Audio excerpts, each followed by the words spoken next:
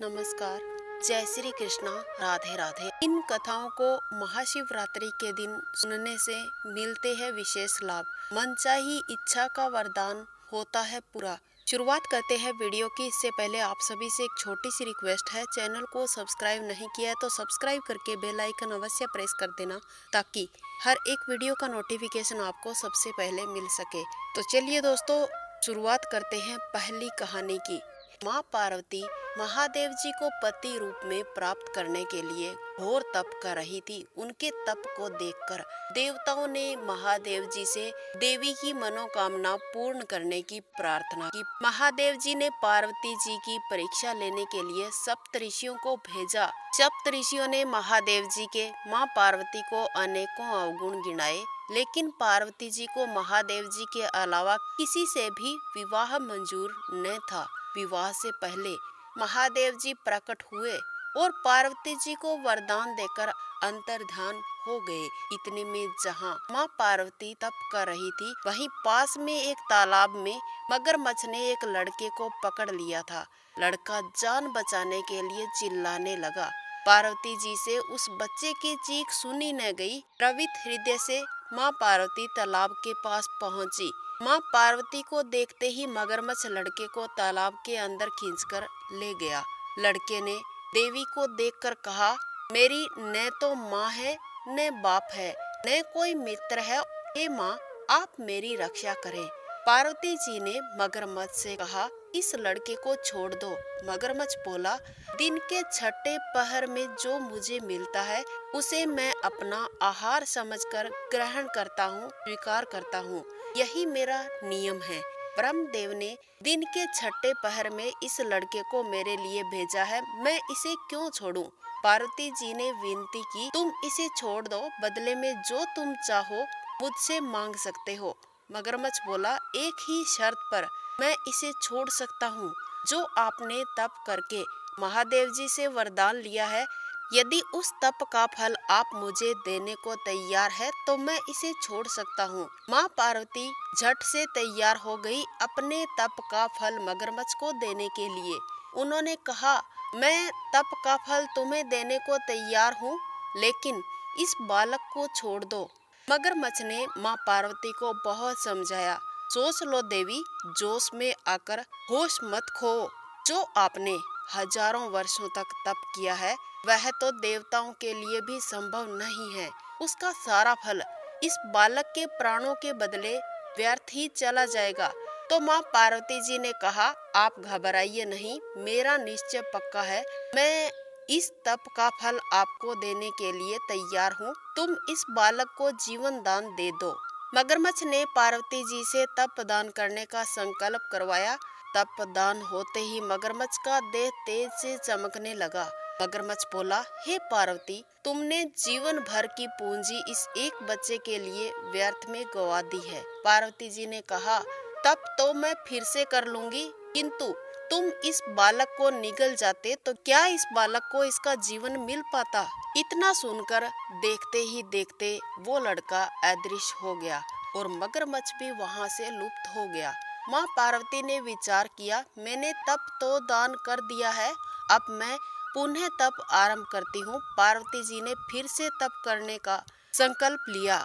इतने में महादेव जी प्रकट हुए और बोले, हे पार्वती, भला अब आप तप क्यों कर रही हो? पार्वती जी ने कहा, हे प्रभु, मैंने अपने तप का फल दान किया है। आपको पति रूप में पाने के लिए मैं फिर से तप करूंगी। घोर तप करके आपको फिर से प्रसन्न करूंगी। महादेव जी बोले, हे पार्वती, उस मगरमच्छ और लड़के दोनों रूपों में मैं ही था। मैं आपकी परीक्षा ले रहा था। तुम्हारा चित्त प्राणी मात्र में अपने सुख दुख का अनुभव करता है या नहीं, इसकी परीक्षा लेने के लिए मैंने ये लीला रची थी। अनेकों रूपों में दिखने वाला मैं एक ही हूँ। मैं अनेक शरीरों से अलग निर्विकार हूँ। हे देवी, तूने अपना तप मुझे ही दिया है। अब और तप करने की आपको कोई जरूरत नहीं है। देवी ने महादेव जी को प्रणाम किया और फिर महादेव जी पार्वती जी की तपस्या से प्रसन्न हुए और फिर महादेव जी और माँ पार्वती का विवाह हुआ। जय श्री कृष्णा, राधे राधे। आज हम सुनेंगे महाशिवरात्रि व्रत में सुनी जाने वाली एक कहानी। चित्रभानु नामक एक शिकारी था। एक साहूकार का कर्जदार भी था, लेकिन उसका ऋण समय पर नहीं चुका सका। क्रोधित साहूकार ने शिकारी को शिव मठ में बंदी बना लिया था। संयोग से उस दिन शिवरात्रि थी। शिकारी ध्यान मगन होकर शिव पार्वती की धार्मिक बातें सुनता रहा और चतुर्दशी को उसने शिवरात्रि व्रत की कथा भी सुनी थी। साहूकार ने उसे अपने पास बुलाया और ऋण चुकाने के विषय में बात की। शिकारी अगले दिन सारा कर्ज ऋण लौटा देने का वचन देकर बंधन से मुक्त हो गया, छूट गया। अपनी दिनचर्या की भांति वह जंगल में शिकार के लिए निकला, लेकिन दिन भर बंदी गृह में रहने के कारण भूख प्यास से व्याकुल था। शिकार खोजता हुआ वह बहुत दूर निकल गया। जब अंधेरा हो गया तो उसने विचार किया कि आज की रात जंगल में ही बितानी पड़ेगी।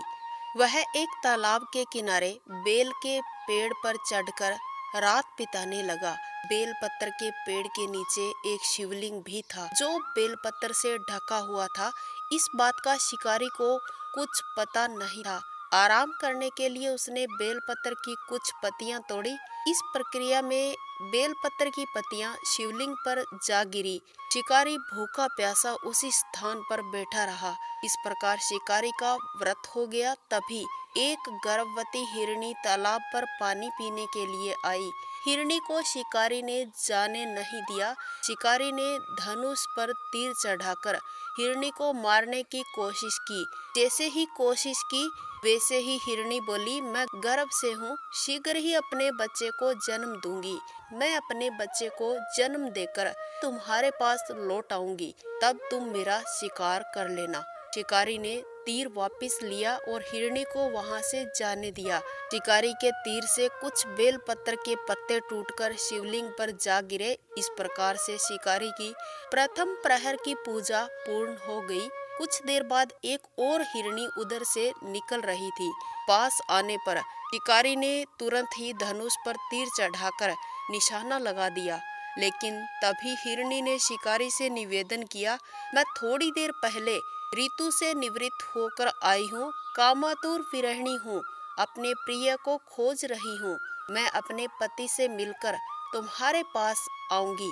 शिकारी ने इस हिरनी को भी जाने दिया। शिकारी विचार करने लगा। इस दौरान रात्रि का आखिरी प्रहर भी बीत रहा था। इस बार उसके धनुष से बेलपत्र के कुछ पत्ते टूटकर शिवलिंग पर फिर से जा गिरे और शिकारी के दूसरे प्रहर की पूजा भी पूर्ण हो गई। इसके बाद तीसरी हिरनी शिकारी को आते हुए दिखाई दी। अपने बच्चों के साथ तालाब के पास से गुजर रही थी। शिकारी ने धनुष उठाकर निशाना साधा। शिकारी तीर छोड़ने ही वाला था कि हिरनी बोली, मैं इन बच्चों को इनके पिता को सौंपकर वापिस आपके पास लौटकर जरूर आऊंगी, मुझे अभी जाने दो। शिकारी ने ऐसा करने से इनकार कर दिया और बताया कि 2 हिरनी आपसे पहले मुझसे वादा करके जा चुकी है। हिरनी ने कहा, शिकारी मेरा विश्वास कीजिए, मैं आपको वापिस आने का वचन देती हूँ। हिरनी ने जब ऐसा बोला तो शिकारी को हिरनी पर दया आ गई। शिकारी ने उस हिरनी को भी वहां से जाने दिया। उधर भूखा प्यासा शिकारी बेलपत्र की पत्तियां तोड़कर अनजाने में फेंकता रहा। इस प्रकार उसके तीसरे प्रहर की पूजा भी पूर्ण हो गई। सुबह की जब पहली किरण निकली तो उसे एक मृग आता हुआ दिखाई दिया। शिकारी खुश होकर अपना तीर मृग को मारने के लिए चलाने लगा। मृग ने दुखी होकर शिकारी से कहा, तुमने मुझसे पूर्व आने वाली 3 हिरनियों और बच्चों को मार डाला है, तो मुझे भी मार दो। देर न करो, क्योंकि मैं उनका दुख सहन नहीं कर सकता हूँ। मैं उन हिरनियों का पति हूँ। यदि तुमने उन्हें जीवन दान दिया है तो मुझे भी छोड़ दो। मैं अपने परिवार से मिलकर जल्द ही वापिस आऊंगा। शिकारी ने उसे भी जाने दिया। अब सूर्य पूरी तरह से निकल आया था और सुबह भी हो चुकी थी। शिकारी से अनजाने में शिवरात्रि के चौथे प्रहर की पूजा भी पूर्ण हुई और रात्रि का जागरण और व्रत भी पूर्ण हुआ। इस प्रकार शिकारी से 4 प्रहर की पूजा और शिवलिंग पर बेल पत्र चढ़ाने की प्रक्रिया पूर्ण हो चुकी थी। उसे तुरंत ही फल प्राप्त हुआ। भगवान शिव की कृपा से शिकारी का हृदय बदल गया था। शिकारी का मन एकदम पवित्र हो चुका था, निर्मल हो चुका था। कुछ देर बाद शिकारी के सामने संपूर्ण मृग परिवार मौजूद था ताकि शिकारी उसका शिकार कर सके, लेकिन शिकारी ने ऐसा नहीं किया, सभी को वहां से जाने दिया। महाशिवरात्रि के दिन शिकारी द्वारा पूजन की विधि पूर्ण करने के कारण उसे मोक्ष प्राप्त हुआ। शिकारी की मृत्यु होने पर यमदूत उसे लेने आए तो शिवगणों ने उन्हें वापस भेज दिया। शिवगण शिकारी को लेकर शिवलोक आ गए। भगवान शिव की कृपा से ही अपने इस जन्म में राजा चित्रभानु स्वयं पिछले जन्मों को याद रख पाए और महाशिवरात्रि के महत्व को जानकर उसका अगले जन्म में भी पालन कर पाए। इसके लिए महादेव जी ने उसे वरदान दिया और चित्रभानु को महादेव जी की कृपा से स्वर्ग लोक की प्राप्ति हुई। आज हम सुनेंगे माँ अशोक सुंदरी के जन्म और विवाह की कथा। महादेव जी की पुत्री का नाम अशोक सुंदरी था। हालांकि महादेव जी के और भी पुत्रियां थी जिन्हें नाग कन्या माना गया है। जया, विषहरा, शामिलबारी, देव, दोतली। अशोक सुंदरी को भगवान शिव और पार्वती की पुत्री बताया गया है, इसलिए वही गणेश जी की बहन है। इनका विवाह नहुष से हुआ था। पद्म पुराण में अशोक सुंदरी देव कन्या है। दरअसल माता पार्वती के अकेलेपन को दूर करने हेतु कल्प वृक्ष नामक एक पेड़ के द्वारा अशोक सुंदरी की रचना हुई थी। एक बार माँ पार्वती ने महादेव जी से कहा, मुझे सबसे सुंदर उद्यान में जाना है। तब महादेव जी पार्वती की आज्ञा अनुसार नंदनवन ले गए। वहाँ माँ पार्वती को कल्प वृक्ष से लगाव हो गया और उस वृक्ष को लेकर कैलाश पर्वत पर आ गई। पार्वती ने अकेलेपन को दूर करने हेतु उस वृक्ष से यह वर मांगा कि उसे एक कन्या की प्राप्ति हो। तब कल्प वृक्ष द्वारा अशोक सुंदरी का जन्म हुआ। माँ पार्वती ने उस कन्या को वरदान दिया कि उसका विवाह देवराज इंद्र से होगा। एक बार अशोक सुंदरी अपनी दासियों के साथ नंदनवन में विचरण कर रही थी। तभी वहाँ हुंड नामक राक्षस आया जो अशोक सुंदरी की सुंदरता पर मोहित हो गया। उसने अशोक सुंदरी से विवाह का प्रस्ताव रखा, लेकिन अशोक सुंदरी ने अपने वरदान और विवाह के बारे में उसे सब कुछ बता दिया कि उनका विवाह नहुष से ही होगा। यह सुनकर राक्षस ने कहा कि नहुष को मार डालूंगा। ऐसा सुनकर अशोक सुंदरी ने राक्षस को श्राप दे दिया कि जा दुष्ट, तेरी मृत्यु नहुष के हाथों ही होगी। यह सुनकर राक्षस घबरा गया। उसने राजकुमार नहुष का अपहरण कर लिया, लेकिन नहुष को राक्षस हुंड की एक दासी ने बचा लिया। इसी तरह महर्षि वशिष्ठ के आश्रम में नहुष बड़े हुए। उन्होंने हुंड का वध किया। नहुष और अशोक सुंदरी का विवाह हुआ। फिर माँ पार्वती और महादेव जी ने कन्यादान भी किया। दोस्तों, ये थी माँ अशोक सुंदरी की कहानी। अगर कोई भी महाशिवरात्रि के दिन इस कहानी का श्रवण करता है तो उसके समस्त पाप कर्म नष्ट हो जाते हैं, उसे पुण्य फलों की प्राप्ति होती है। जय श्री कृष्णा, राधे राधे। आज हम सुनेंगे महाशिवरात्रि व्रत में सुनी जाने वाली गणेश जी की कहानी। माँ पार्वती ने अपने शरीर पर हल्दी लगाई थी। इसके बाद जब उन्होंने अपने शरीर से हल्दी उतारी तो उससे उन्होंने एक पुतला बना दिया। पुतले में बाद में उन्होंने प्राण डाल दिए। इस तरह से विनायक जी पैदा हुए। इसके बाद माता पार्वती ने गणेश जी को आदेश दिया कि तुम मेरे द्वार पर बैठ जाओ और रक्षा करो, किसी को भी अंदर मत आने देना। गणेश जी ने माँ पार्वती की आज्ञा मानी और ऐसा ही किया। कुछ समय बाद महादेव जी घर आए तो उन्होंने कहा, मुझे पार्वती जी से मिलना है। इस पर गणेश जी ने मना कर दिया। महादेव जी को पता नहीं था कि ये कौन है। दोनों में आपस में विवाद हो गया। उस विवाद ने एक युद्ध का रूप धारण कर लिया। इसी दौरान महादेव जी ने अपना त्रिशूल निकाला और गणेश जी का सिर काट डाला। पार्वती को जब इस बात का पता लगा तो माता पार्वती बाहर आई और रोने लगी। उन्होंने महादेव जी से कहा कि आपने मेरे बेटे का सिर काट दिया है। महादेव जी ने पूछा कि ये तुम्हारा बेटा कैसे हो सकता है। इसके बाद पार्वती ने महादेव जी से पूरी कथा बताई। महादेव जी ने पार्वती को मनाते हुए कहा, ठीक है, मैं इसमें फिर से प्राण डाल देता हूँ, लेकिन प्राण डालने के लिए एक सिर मुझे चाहिएगा। इस पर महादेव जी ने गरुड़ जी से कहा कि उत्तर दिशा में जाओ और वहाँ जो भी माँ अपने बच्चे की तरफ पीठ करके सो रही हो, उस बच्चे का सिर ले आना। गरुड़ जी पूरी रात भटकते रहे। उन्होंने ऐसी कोई माँ नहीं देखी जो अपने बच्चे को पीठ पीछे सुलाए हुए हो, क्योंकि हर माँ अपने बच्चे को अपनी तरफ मुंह करके ही सुलाती है। अंततः एक हथिनी दिखाई दी। हथिनी के शरीर का प्रकार ऐसा होता है कि वो बच्चे की तरफ मुख करके नहीं सो सकती है। गरुड़ जी ने सिर ले लिया और भगवान महादेव जी को लाकर दे दिया और महादेव जी ने उस सिर को बालक के शरीर से जोड़ दिया, उसमें प्राण डाल दिए और फिर माता पार्वती के आदेशानुसार बालक का नामकरण भी कर दिया।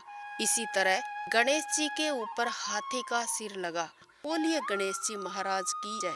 अब हम सुनेंगे विनायक जी की कहानी। एक गरीब अंधी बुढ़िया माई थी। उनका एक छोटा सा परिवार था जिसमें उसका बेटा और बहू थे। बूढ़ी माई भगवान श्री गणेश जी की भक्त थी, बहुत श्रद्धा रखती थी और गणेश जी की पूजा पाठ भी किया करती थी। एक दिन जब बुढ़िया माई गणेश जी की पूजा करने गई तो गणेश जी प्रकट होकर कहने लगे, बुढ़िया माई कुछ मांग ले, मैं तेरी पूजा से खुश हूँ। बुढ़िया माई ने कहा, मुझे तो कुछ मांगना नहीं आता, तो मैं क्या मांगूं? तब गणेश जी ने कहा, अपने बेटे बहू से पूछकर कुछ मांग लो।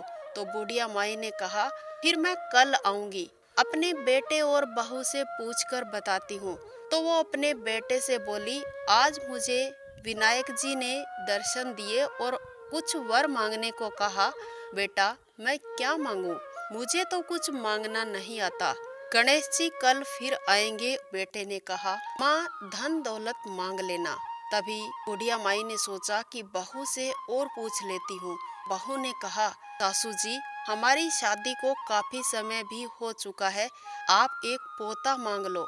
बुढ़िया माई ने सोचा कि इन दोनों ने तो अपने अपने मतलब की बात कह डाली है, मैं अपनी पड़ोसिन से एक बार और पूछ लेती हूँ, वो क्या कहती है। ऐसा कहकर बुढ़िया माई अपनी पड़ोसन के पास गई और कहा, विनायक जी ने मुझे दर्शन दिए हैं और कुछ मांगने को कहा है, बताओ मैं क्या मांगूं। बेटा बहू तो अपने अपने मतलब की बात कर रहे हैं। तब पड़ोसन बोली, ना तू धन मांग, ना तू पोता मांग, तू तो बुढ़िया थोड़े दिन जिएगी, तू अपने आंखों की रोशनी मांग ले। बुढ़िया माई घर जाकर सोचने लगी कि ऐसा क्या वरदान लिया जाए, बेटा बहू भी खुश हो जाए और मेरे मतलब की बात भी पूरी हो जाए। अगले दिन जब बुढ़िया माई गणेश जी की पूजा करने गई तो गणेश जी प्रकट हुए और बोले, हे बुढ़िया माई आज कुछ मांग ले। तो बुढ़िया माई कुछ देर सोचती रही कि क्या मांगूं, फिर बोली, हे गणेश जी यदि आप मेरी सेवा से प्रसन्न हैं तो मुझे आंख दें, सोने की कटोरी में पोते पोती दूध पीते देखूं, अमर सुहाग निरोगी काया 9 करोड़ की माया दे, बेटे पोते दे, भाई भतीजे सारे भरे पूरे परिवार को सुख दे और अंत में मुझे मोक्ष दे। तब गणेश जी ने कहा, हे बुढ़िया माई तूने तो मुझे ठग लिया। हे माई आपने तो कहा था कि मुझे कुछ मांगना नहीं आता, फिर इतना सारा एक साथ कैसे मांग लिया। यह बोलकर गणेश जी मुस्कुराते हुए बोले, हे बुढ़िया माई जैसा तुमने कहा है वैसा सब मिलेगा। यह कहकर गणेश जी अंतर ध्यान हो गए और बुढ़िया माई को उसी प्रकार से सब कुछ प्राप्त हो गया। हे गणेश जी महाराज जिस प्रकार से आपने बुढ़िया माई को वरदान दिया वैसा आपकी कथा कहने और सुनने वाले सबको देना। बोलिए गणेश जी महाराज की जय। दोस्तों, आज आपने महाशिवरात्रि व्रत की पांचों कहानी एक साथ सुनी। आपको महादेव जी की अपार कृपा प्राप्त होगी। आप पर पूरे साल कोई संकट नहीं आएगा। महादेव जी और माँ गौरी का आशीर्वाद आप और आपके परिवार पर बना रहेगा। उम्मीद है कि ये कहानी आपको जरूर पसंद आई होगी। अगर अच्छी लगी है तो इसे लाइक कीजिएगा, शेयर कीजिएगा। इसके साथ साथ चैनल को अभी तक आपने सब्सक्राइब नहीं किया है तो सब्सक्राइब करके बेल आइकन अवश्य प्रेस कर देना, ताकि आने वाला कोई भी अपडेट आपसे मिस ना हो। मिलते हैं नेक्स्ट वीडियो में। वंदे मातरम। जय श्री कृष्णा।